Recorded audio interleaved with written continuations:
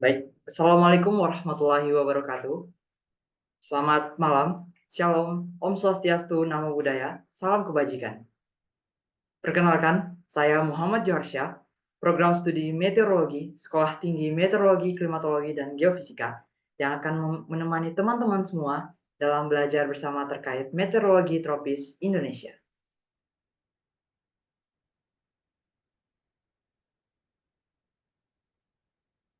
Berikut merupakan table of content atau topik yang akan dibahas pada pembahasan kali ini. Yang pertama, cara identifikasi ketinggian boundary layer berdasarkan kasus yang sudah ada. Yang kedua, interpretasi gambar untuk monitoring tropical wave tersebut dengan memperhatikan nilai dan parameter. Yang ketiga, tahap-tahap teknik Dvorak dalam menentukan tropical cyclone. Yang keempat, kondisi monitoring tropical wave atau observasi dan prediksi di wilayah Indonesia pada periode waktu tertentu seperti pada gambar. Yang kelima, MCS dan MCC menurut Maddox tahun 1980 dan cara mendeteksinya dengan satelit yang mengilustrasikan dengan satu kasus deteksi MCC. Baik, kita masuk ke topik yang pertama, identifikasi ketinggian boundary layer. Studi kasus, estimasi tinggi planetary boundary layer dari data radiosonde dengan metode gradient di Indonesia oleh Carmila Sari Haryanti. Jadi, pada studi kasus kali ini, dilakukan identifikasi ketinggian boundary layer dengan analisis profil vertikal dari beberapa parameter atmosfer seperti suhu udara, suhu potensial, angin, dan kelembapan. Pada jurnal Carmila Sari Haryanti, menggunakan metode gradient yang digunakan untuk estimasi ketinggian planetary boundary layer di Indonesia dengan menggunakan data radiosonde. Berdasarkan data radiosonde, dapat dilakukan perhitungan planetary boundary layer atau identifikasi planetary boundary layer dengan menggunakan 5 metode, yaitu dengan lokasi yang sama, yaitu stasiun radiosonde di Polonia, Medan pada tanggal 21 April 2013. Nah, kelima metode yang diambil merupakan metode yang dikemukakan oleh Basha GN MV Ratnam tahun 2009 dan juga Seidel et al. Tahun 2010. Jadi, dari estimasi tinggi PBL dari data observasi 9 stasiun radiosonde, digunakan 5 metode gradien yang berbeda untuk melihat metode mana yang paling cocok untuk dilakukan identifikasi planetary boundary layer. Jadi, dari kelima metode itu, yang pertama adalah estimasi tinggi PBL berdasarkan level maksimum. Level maksimum apa? Level maksimum gradien vertikal suhu udara dengan rumus DT per DZ. Yang kedua, estimasi tinggi PBL berdasarkan level maksimum gradien vertikal suhu potensial dengan rumus D theta per DZ. Yang ketiga, estimasi tinggi PBL berdasarkan level maksimum gradien vertikal suhu potensial virtual dengan rumus D theta V per DZ. Yang keempat, estimasi tinggi PBL berdasarkan level minimum gradient vertikal kelembapan relatif atau DRH per DZ. Yang kelima, estimasi tinggi PBL berdasarkan level minimum gradient vertical mixing ratio atau DR per DZ. Dari kelima metode ini, terdapat tiga estimasi tinggi PBL berdasarkan level maksimum. Yang dua lainnya itu menggunakan berdasarkan level minimum gradient vertikal tertentu. Selanjutnya, metode apa sih yang digunakan? Bagaimana sih kelima metode itu dilakukan? Yang pertama, gradien suhu udara itu diidentifikasi dengan pada level di mana gradien suhu udara mencapai maksimum. Yang kedua, gradien suhu potensial. Ketinggian PBL diidentifikasi pada level di mana gradien suhu potensial mencapai maksimum. Yang ketiga, gradien suhu potensial virtual. Nah, ini mengidentifikasi PBL dengan level di mana gradien suhu potensial virtual mencapai maksimum. Metode ini ditemukan memberikan nilai median tertinggi untuk kegiatan atau untuk ketinggian PBL dibandingkan dengan metode lainnya. Yang keempat, gradien kelembapan relatif. Nah, bagaimana mengidentifikasinya? Ketinggian PBL diidentifikasi pada level di mana gradien kelembapan relatif mencapai minimum. Yang kelima, gradien mixing ratio dengan ketinggian PBL yang diidentifikasi pada level di mana gradien mixing ratio mencapai minimum. Baik, selanjutnya Bagaimana sih hasil dari analisa atau hasil dari identifikasi planetary boundary layer berdasarkan jurnal estimasi tinggi planetary boundary layer dari data radiosonde dengan metode gradient di Indonesia? Berikut merupakan hasilnya, yang mana gambar 2 merupakan estimasi tinggi PBL di stasiun Polonia Medan pada siang hari, tanggal 21 April 2013, sedangkan yang di kanan itu merupakan gambar ketiga, yang mana estimasi tinggi PBL di stasiun Polonia Medan pada malam hari.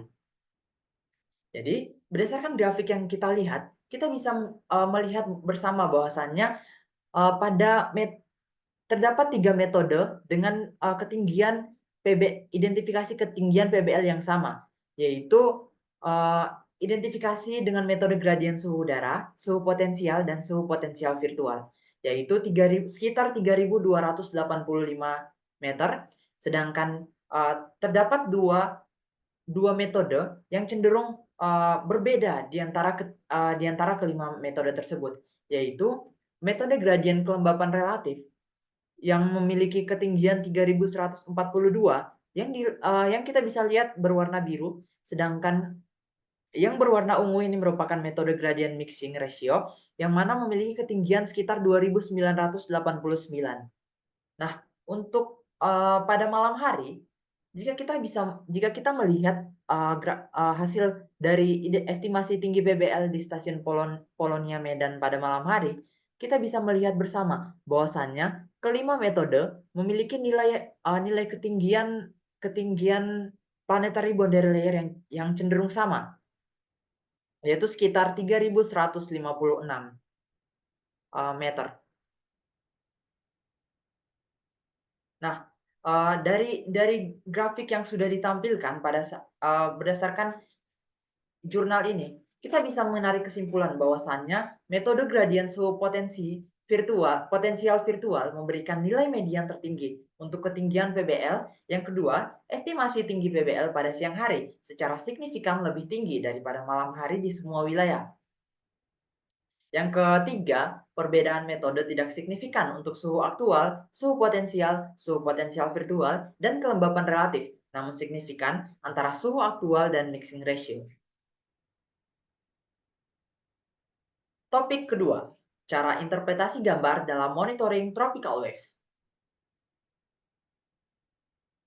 Nah, berdasarkan gambar yang sudah ada, kita bisa melihat terdapat 4 komponen, yaitu Kelvin wave, MRG atau Mixed Rossby Gravity atau TD yang merupakan tropical depression, ada ER atau equatorial Rossby, dan juga ada MGO atau Median Julian Oscillation.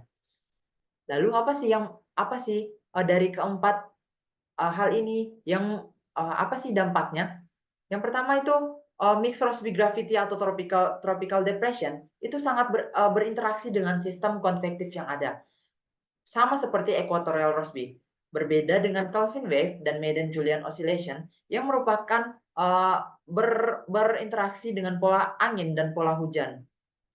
Mohon maaf, mohon izin mengulangi, bukan berinteraksi akan tetapi bisa memiliki dampak berubahnya pola angin dan pola hujan di wilayah tertentu. Kita melihat bersama bahwasannya di sini ada frekuensi atau CPD, frekuensi per day atau per hari. Di sini merupakan periode atau waktu yang menunjukkan jika kita melihat garis putus-putus ini, kita bisa melihat bahwasannya ini merupakan 3 hari, periode 3 hari, ini 6 hari, dan ini 30 hari. Selanjutnya di bawah sini merupakan zonal wave number. Jika kita bisa melihat bersama ini 2, 2,4, 2,8, 3,2 hingga 4,8. Ini ada arah yang menunjukkan kemana arah dari gangguan-gangguan bisa dibilang sebagai gangguan ini, MGO, Kelvin, MRG, TD, dan ER ini. Jika kita melihat ini melambangkan east atau timur, ini west atau barat. Jadi MGO dan Kelvin cenderung lebih bergerak ke barat. Bergerak dari barat ke timur. Sedangkan ER atau equatorial Rossby dan juga mixed Rossby gravity itu cenderung lebih ke arah barat.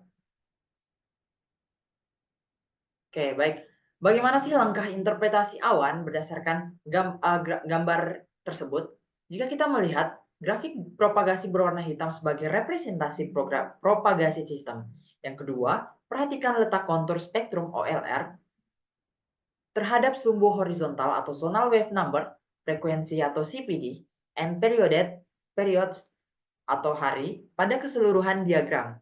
Yang ketiga, perhatikan pola kontur spektrum OLR dalam cakupan grafik pergerakan osilasi sistem. Terdapat pola tersendiri yang membedakan di luar grafik. Yang keempat, tentukan berapa jumlah gelombang, intensitas sistem, dan frekuensi siklus yang terjadi dalam satu hari terhadap perkembangannya pada periode 3, 6, dan 30 hari. Perhatikan apakah jumlah gelombang semakin banyak atau berkurang dan intensitas semakin tinggi atau rendah terhadap waktu. Oke, baik. Berikut merupakan contoh interpretasi dan analisis sistem cuaca pada Wheeler-Kallidis. Jika diagram tidak secara eksplisit mengungkap secara temporal dan spasial, melainkan hanya menggambarkan pola intensitas, frekuensi, dan jumlah gelombang.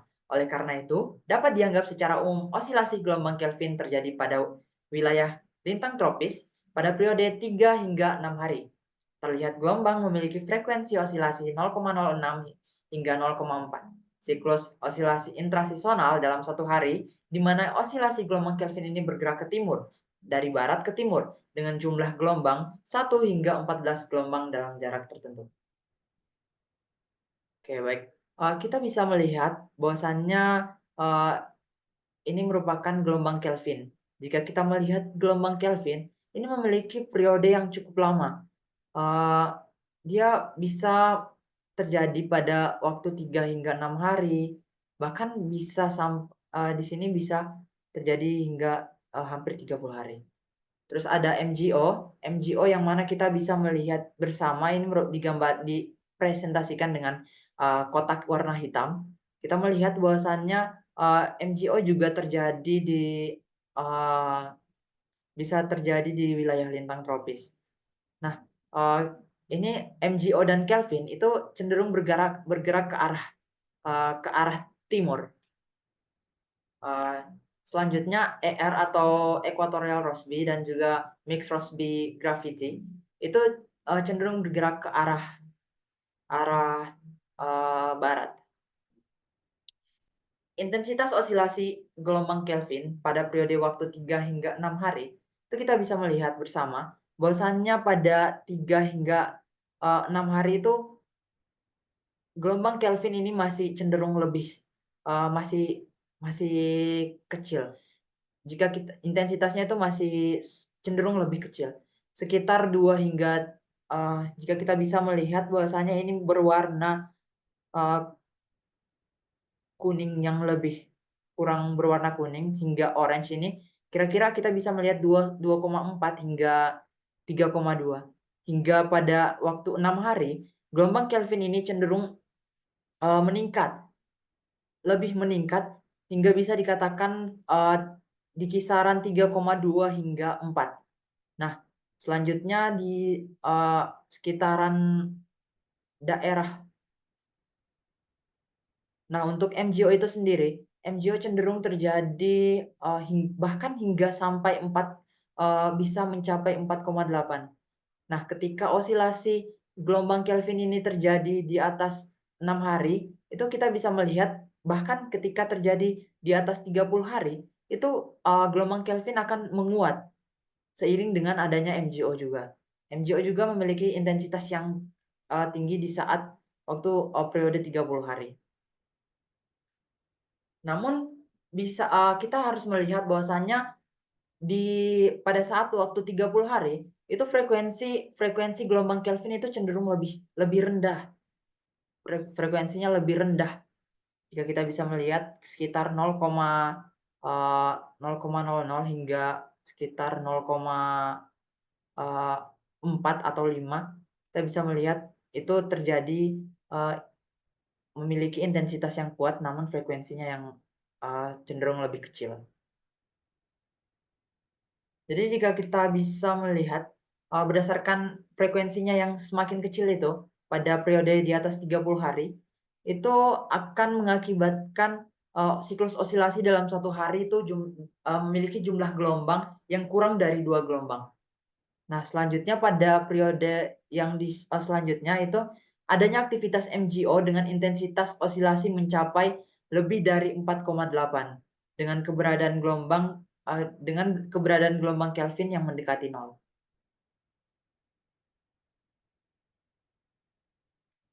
Baik, selanjutnya merupakan tahap-tahap teknik Dvorak dalam menentukan tropical cyclone. Ini merupakan topik ketiga. Nah, teknik Dvorak. Teknik Dvorak adalah metode statistik yang digunakan untuk mengestimasi intensitas tropical cyclone atau TC menggunakan citra satelit. Teknik ini diperkenalkan oleh Van Dvorak pada tahun 1975 sebagai skema klasifikasi untuk memperkirakan intensitas TC berdasarkan citra satelit. Prinsip utama dari teknik Dvorak adalah estimasi intensitas TC berdasarkan pola awan yang terlihat dari citra satelit. Teknik ini menggunakan skala T-numbers yang berkisar dari T1,0 hingga T8,0 untuk mengukur kekuatan TC. Semakin tinggi T-numbers, semakin kuat siklon tropis tersebut.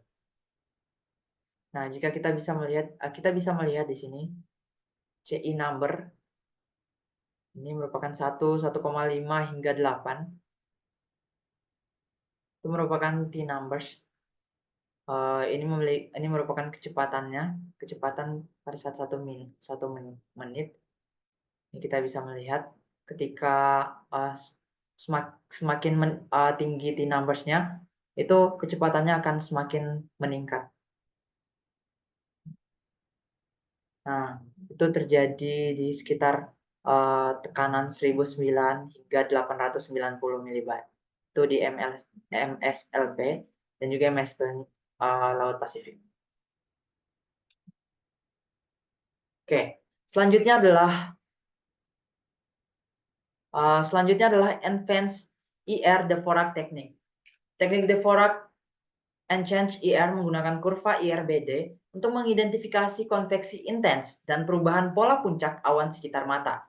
Hal ini mengidentifikasikan 4 tipe pola dasar TC. Yang pertama, pola mata, mengidentifikasi kontras suhu antara bagian mata yang paling hangat dan konveksi sekitarnya yang paling dingin dalam jarak 55 km. Semakin besar kontras suhu, semakin kuat sistem. Yang kedua, pola pita melengkung. Berdasarkan gagasan bahwa semakin banyak pita hujan yang melilit, semakin besar vortisitas sistem. Yang ketiga, pola Central Dense Overcast atau CDO, yang area yang ditutupi oleh awan sirus yang memanjang dari badai petir di dinding mata dan pita hujan TC. Yang keempat, pola geser, memeriksa jarak dari pusat tingkat rendah ke CDO dengan prinsip keterlibatan yang lebih besar dari pusat tingkat rendah dengan konveksi dalam menunjukkan sistem yang lebih kuat. Kita bisa melihat bahwasannya di sini merupakan dari lokasi sistem itu estimate intensity itu terbagi menjadi dua, yaitu data T-numbers dan juga model expect T-numbers. Ini menghasilkan yang pertama adalah cloud system measurements. Ada pola pita melengkung, ada pola sentral, ada pola geser dan pola central dense overcast.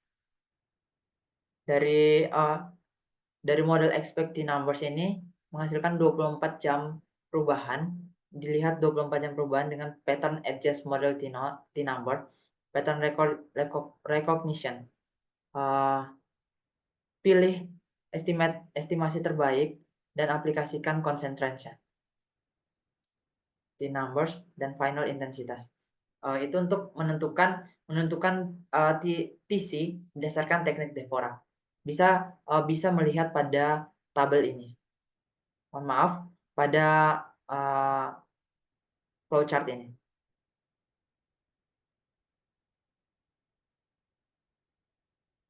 Baik, saya rangkum langkah-langkah teknik Dvorak dalam menentukan TC. Yang pertama, menentukan pusat sistem awan. Yang kedua, menentukan pola awan dan data T-numbers atau DT, menentukan central cloud cover bila memungkinkan, menganalisis tren cuaca selama 24 jam, menetapkan MET atau model expect T-number, menetapkan PT atau pattern T-number, menggunakan DT, MET, dan PT untuk mendapatkan T-number akhir, menerapkan constraints pada VT, menetapkan current intensity, Dan yang terakhir, forecast 24 jam intensity.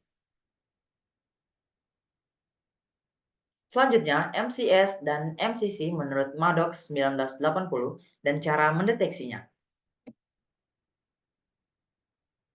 Nah, yang pertama, Mesoscale Convective System. MCS merupakan kumpulan awan cumulonimbus atau badai yang berkembang menjadi satu kesatuan secara horizontal, membentuk suatu sistem sirkulasi cuaca kompleks berskala menengah antara 20 hingga 20.000 km. Yang kedua, umumnya terbentuk ketika musim panas pada lintang tinggi, saat siang atau sore hari dan memuncak pada malam. Ditandai dengan awan stratiform pada lapisan menengah atas dan membentuk kanopi. Semakin besar gaya Coriolisnya, maka asimetris bentuk MCS. Nah, MCS itu sendiri terbagi menjadi dua, yaitu squalene dan juga mesoscale convective complex. Mari kita bahas satu persatu. Nah, yang pertama adalah squalene. Merupakan kumpulan dari awan cumulonimbus atau awan CB yang sejajar dan memiliki massa udara yang cukup dingin.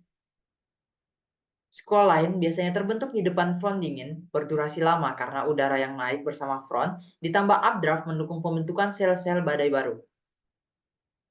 Bagaimana mendeteksi squalene?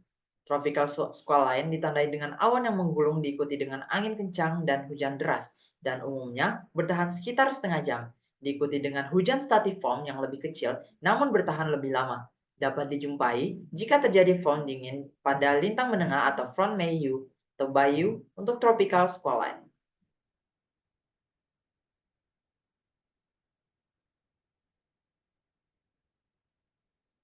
Oke, selanjutnya mesoscale convective complex. Jadi, MCC ini termasuk dalam skala meso-alpha memiliki ukuran sekitar 350.000 km dan berdurasi sekitar 11 jam. MCC yang terjadi di lautan memiliki ukuran yang sedikit lebih besar dan berdurasi lebih lama. Konveksi dimulai pada siang hingga sore hari dan memuncak setelah 2 hingga 6 jam. Ketika MCC matters, the total rain rate decrease menjadi lebih stratiform dan areanya bertambah luas. Setelah aktif selama 10 hingga 12 jam, hujannya akan mereda dan konveksi akan berhenti pada subuh sampai pagi hari. MCC menurut Maddox 1980. Salah satu jenis MCS adalah Mesoscale Convective Complex atau biasa disebut MCC. Yang pertama kali dikenalkan oleh Maddox pada tahun 1980 berdasarkan hasil penelitiannya terhadap citra satelit infrared di atas wilayah Amerika Serikat bagian tengah dan timur sepanjang tahun 1978. Maddox mendefinisikan MCC sebagai daerah pada citra satelit infrared yang memiliki brightness temperature atau TBB kurang dari atau sama dengan 32 derajat Celcius atau sekitar 241 Kelvin dan luas lebih dari atau sama dengan 100.000 km kuadrat untuk selimut awannya serta TBB atau brightness temperature itu kurang dari 52 derajat Celcius atau 221 Kelvin dengan luas lebih dari 50.000 km kuadrat. Untuk inti awannya yang bertahan selama lebih dari 6 jam dengan eksentrisitas lebih dari sama dengan 0,7 pada saat kondisi maksimumnya. Bagaimana cara mendeteksi MCC? MCC dapat dideteksi melalui ciri-cirinya sebagai berikut. Definisi mesoscale convective. Kita membaginya menjadi kriteria dan karakteristik fisik.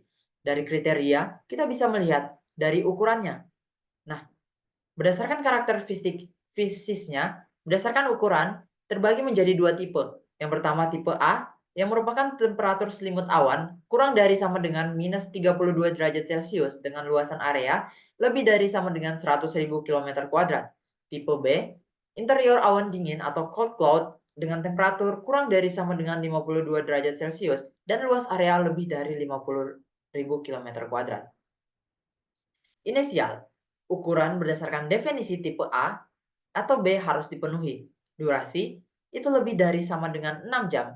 Bentuknya, selimut awan dingin saling berdekatan dengan temperatur IR atau infrared kurang dari sama dengan minus 32 derajat Celcius, mencapai ukuran maksimum. Selanjutnya, luasan maksimumnya itu maksimum dengan nilai eksentrisitas lebih dari sama dengan 0,7 saat luasan maksimum tercapai. Punah ketika ukuran berdasarkan definisi, baik tipe A dan B tidak terpenuhi lagi. Baik, untuk lebih jelas terkait bagaimana identifikasi MCC, kita bisa melihat pada langkah-langkah berikut. Jika kita ingin melakukan deteksi MCC di suatu wilayah tropis, langkah pertama, gunakan citra IR dari satelit geostasioner untuk mengidentifikasi area dengan suhu puncak awan kurang dari 52 derajat Celcius. Ukur area ini untuk memastikan bahwa area dengan suhu kurang dari minus 52 derajat Celcius mencakup setidaknya 50.000 km kuadrat, dan area dengan suhu minus 32 derajat Celcius mencakup setidaknya 100.000 km kuadrat. Langkah ketiga, pantau area ini dalam interval 30 menit hingga 1 jam selama beberapa jam untuk memastikan bahwa struktur bertahan selama setidaknya 6 jam.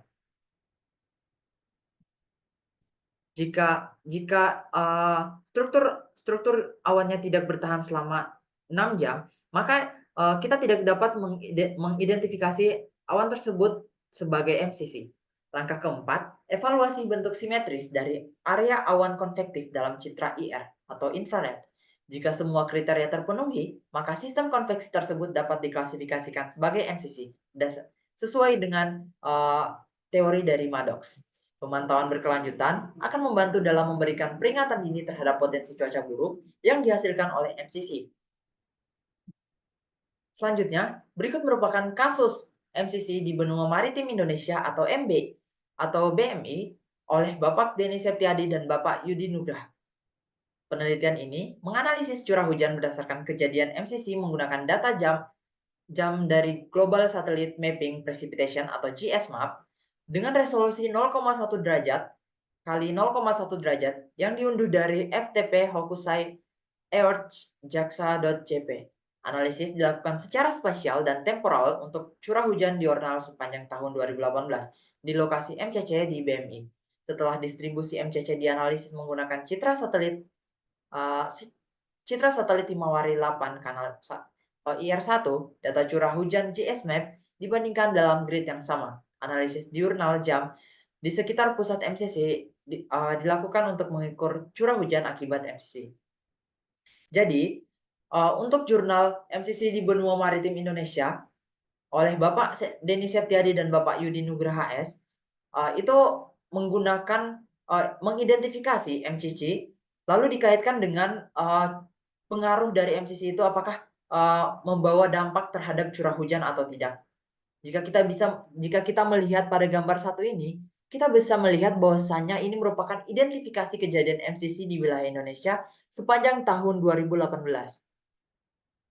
Jadi, gambar merah ini merupakan MCC dengan luasan lebih dari 601 kali 1000 km kuadrat yang itu bisa dibilang sangat-sangat besar ya MCC-nya.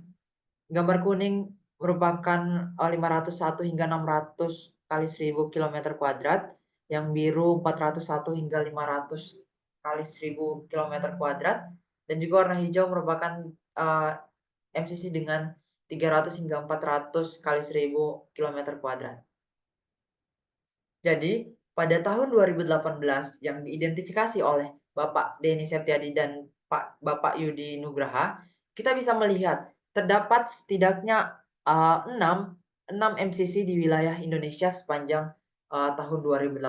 Dengan yang paling besar itu di sekitaran wilayah di bagian selatan Kalimantan. Oke, baik. Selanjutnya, dari gambar tersebut didapatkan hasil analisis dengan memperlihatkan 6 sistem konvektif yang masuk dalam kriteria MCC tadi, yang tersebar di wilayah Sulawesi Tengah, Papua, Laut Maluku, dan Laut Jawa bagian utara. 3 kejadian MCC berlangsung pada bulan Maret dengan durasi 8, 12, dan 15 jam dengan eksentris lebih dari 0,7 dan ukuran selimut awan lebih dari 100.000 km kuadrat. Nah, dapat dikatakan bahwasannya setidaknya ada 6 MCC yang diidentifikasi sepanjang tahun 2018 yang memenuhi dari persyaratan atau kriteria MCC tersebut. Yang mana pada tanggal 15 Maret hingga 15, 19, dan 25 Maret itu memiliki durasi sekitar 8 hingga 15 jam dengan eksentrisitas maksimum sekitar 0,96 hingga 0,99 dengan ukuran sekitar 348.410 kilometer kuadrat hingga 575.487. Sekitar 575,487 kilometer kuadrat. Nah, jika kita melihat hasil identifikasi Bapak Denny Septiade dan Bapak Yudi Nugraha ini menunjukkan ternyata pada bulan Maret itu di Indonesia itu cenderung cenderung lebih berpotensi terjadinya MCC. Lalu kita masuk ke topik ke-5 atau topik yang terakhir, yaitu kondisi monitoring tropical wave dengan observasi dan prediksi di wilayah Indonesia. Oke, baik. Berdasarkan gambar yang ada, itu menunjukkan analisis OLR atau Outgoing Long Wave Radiation selama 7 hari dan prediksi CFS atau Climate Forecast System untuk periode yang berbeda. OLR rendah ditujukan dengan warna hijau dan biru, biasanya terkait dengan peningkatan aktivitas konvektif dan hujan, sedangkan OLR tinggi ditunjukkan dengan warna coklat menunjukkan area dengan aktivitas konvektif rendah atau langit cerah. Selain itu, gambar ini menunjukkan beberapa fitur gelombang tropis seperti MJO, Madden-Julian Oscillation, Kelvin Waves, dan Equatorial Rossby Waves. Oke, baik. Kita mengidentifikasi berdasarkan gambar ini. Kita mulai terlebih dahulu pada data observed, yang mana pada tanggal 29 Mei hingga 4 Juni, itu OLR di bagian wilayah barat hingga tengah Indonesia itu menunjukkan adanya aktivitas konvektif yang cenderung signifikan. Oke, jika kita melihat yang menunjukkan pengaruh kuat pada saat OLR rendah di wilayah barat hingga tengah Indonesia ini, kita bisa melihat di sini. Ini merupakan MJO. Jadi pada saat 29 Mei hingga 4 Juni, MJO terjadi di Indonesia. MJO sedang fase positif. Jadi apa yang terjadi? Yang terjadi adalah akan menimbulkan adanya aktivitas konvektif yang lebih tinggi di wilayah barat hingga tengah Indonesia. Juga ada Kelvin Waves di sekitaran utara Sulawesi Utara. Kita bisa juga melihat gelombang Kelvin ini cukup berpengaruh di wilayah Indonesia bagian tengah. Selanjutnya pada tanggal 5 Juni hingga 11 Juni itu aktivitas konvektif di wilayah Indonesia bagian barat itu sudah cukup bisa dibilang memudar hingga bergerak ke arah Indonesia bagian tengah. Yang terdampak adalah wilayah Kalimantan dan juga Pulau Sulawesi. Kita bisa melihat di sini ada juga peran dari MJO itu sendiri, akan tetapi peran dari MJO ini sudah mulai melemah, ditandai dengan adanya OLR yang rendah di wilayah aktivitas konvektif yang rendah yang cukup berkurang dengan masif di wilayah Indonesia bagian tengah. Gelombang Kelvin juga menunjukkan adanya keberlanjutan dari aktivitas gelombang tropis itu sendiri. Hingga pada 12 Juni hingga 18 Juni itu ada tanda-tanda peningkatan pengaruh, tanda-tanda peningkatan dari pengaruh gelombang. Jadi kita bisa melihat di sini adanya gelombang Kelvin dan juga di sini ada Equatorial Rossby. Jadi kita bisa melihat bahwa di wilayah barat dan juga wilayah Indonesia bagian tengah hingga timur itu cenderung lebih memiliki aktivitas konvektif yang cukup tinggi kembali. Akan tetapi di wilayah Indonesia bagian tengah itu cenderung lebih lemah. Tidak seperti pada tanggal 29 Mei hingga 4 Juni. Kita melihat bahwasannya 29 Mei hingga 4 Juni itu di wilayah barat hingga tengah itu memiliki aktivitas konvektif yang sangat-sangat signifikan dibandingkan dengan 12 Juni hingga 18 Juni. Apa yang menyebabkan hal itu terjadi? Yaitu ada gelombang equatorial Rossby dan juga adanya gelombang Kelvin. Adanya interaksi antara equatorial Rossby dan juga gelombang Kelvin sehingga di wilayah bagian Indonesia bagian tengah itu kurang memiliki aktivitas konvektif yang berkurang daripada dibandingkan dengan tanggal 29 Mei hingga 4 Juni. Selanjutnya pada 19 Juni hingga 25 Juni, kita bisa melihat bahwasannya di wilayah utara Indonesia itu cenderung memiliki wilayah dengan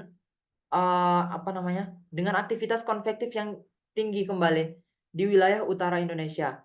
Ini sangat dipengaruhi oleh gelombang equatorial Rossby dan juga di wilayah Indonesia bagian timur itu kita bisa melihat juga cukup terdampak memiliki aktivitas konvektif yang cukup tinggi juga.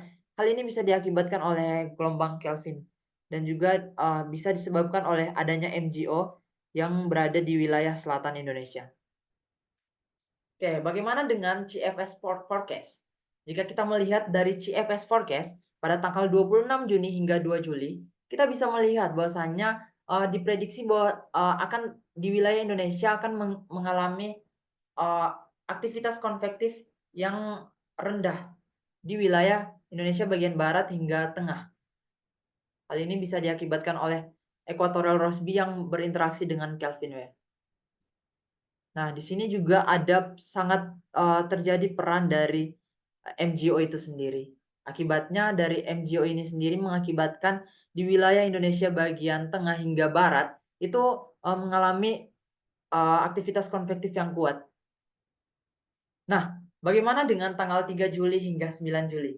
Jika kita melihat pada tanggal 3 hingga 9 Juli, berdasarkan forecast, pengaruh MGO juga dan equatorial Rossby itu masih terlihat jelas di wilayah ini. Ini merupakan Ini merupakan MGO dan juga ini merupakan equatorial Rossby dan equatorial Rossby.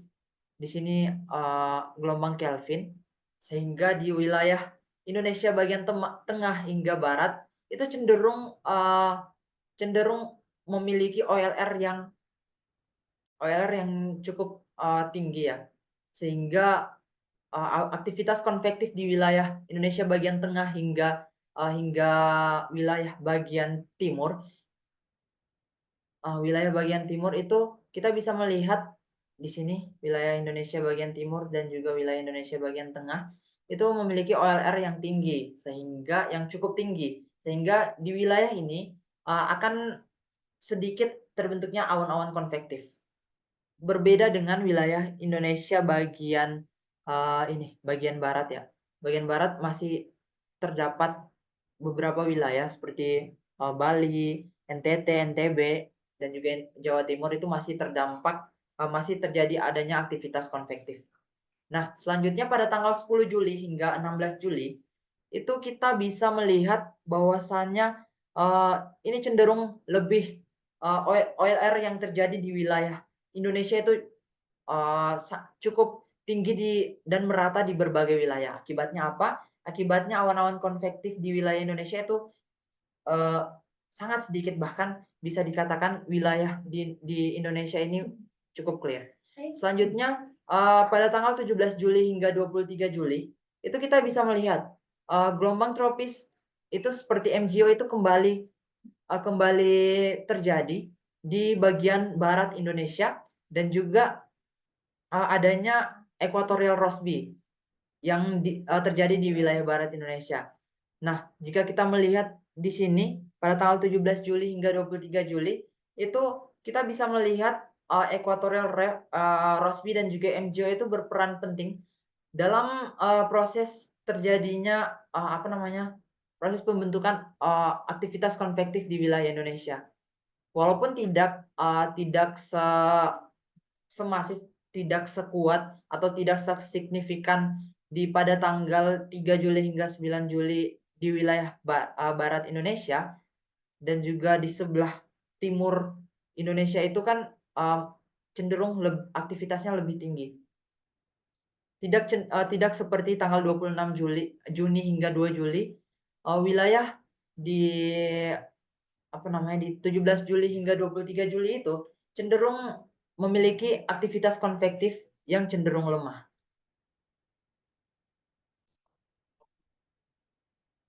Oke, dari analisis ini dapat disimpulkan bahwa aktivitas konvektif wilayah Indonesia sangat dipengaruhi oleh gelombang tropis seperti MGO, Kelvin waves, dan equatorial Rossby waves.